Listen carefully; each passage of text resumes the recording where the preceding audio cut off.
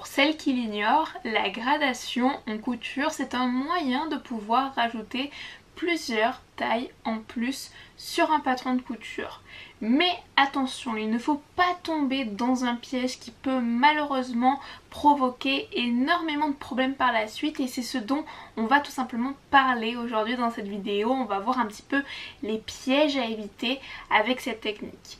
Mais avant d'aller plus loin dans la vidéo, n'oubliez pas que vous pouvez faire partie de mon club couture privé. Je l'ai créé spécialement pour les femmes rondes, et si vous n'êtes toujours pas inscrite, vous ratez la chance de pouvoir recevoir dans la semaine des conseils par email avec des astuces, des promos sur mes formations et pas mal de privilèges dont vous ne pouvez pas avoir accès si vous êtes abonné uniquement à cette chaîne YouTube. Alors si ça vous intéresse, c'est simple et c'est gratuit, il suffit de cliquer dans le premier lien que je vous mets en barre de description et vous pouvez vous désabonner à tout moment.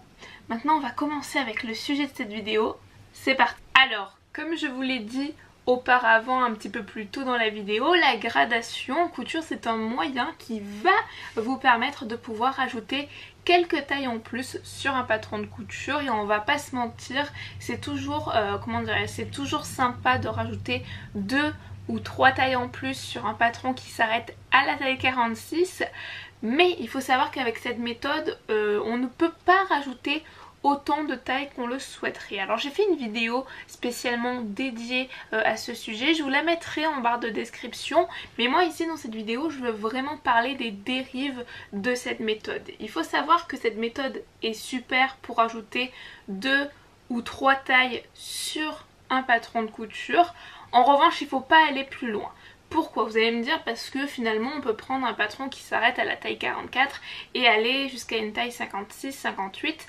Le problème ici c'est que vous allez rajouter énormément de tailles en plus, et ce qui va se passer c'est que vous allez créer en réalité un décalage en fait, et du coup malheureusement quand vous allez coudre votre vêtement, certaines pièces ne vont pas tomber correctement, on va avoir des petits décalages, ça va pas être joli et vous allez avoir du mal justement à coudre votre vêtement. Vous allez avoir un petit peu plus d'embus au niveau de la manche, ou alors des petits raccords, des petites choses qui vont venir, des petits problèmes, des petits soucis, un petit peu comme des cailloux qui se mettent, qui se mettent dans vos embûches. Donc la gradation, le piège dans lequel il ne faut pas tomber, c'est de se dire ah ben c'est génial, une fois qu'on a compris qu'est-ce que c'est que la gradation et comment on la fait et comment on peut l'utiliser, on se dit je vais pouvoir ajouter 4, 5, 6 tailles en plus si j'arrive pas à trouver un patron à ma taille.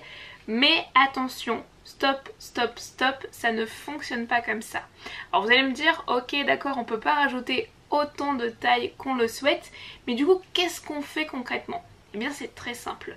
Si vous souhaitez rajouter des tailles en plus, je vous mettrai la vidéo, c'est le deuxième lien en barre de description où je vous explique comment on fait. Mais très concrètement, moi le meilleur conseil que je vous donne c'est de rajouter 2 à 3 tailles en plus.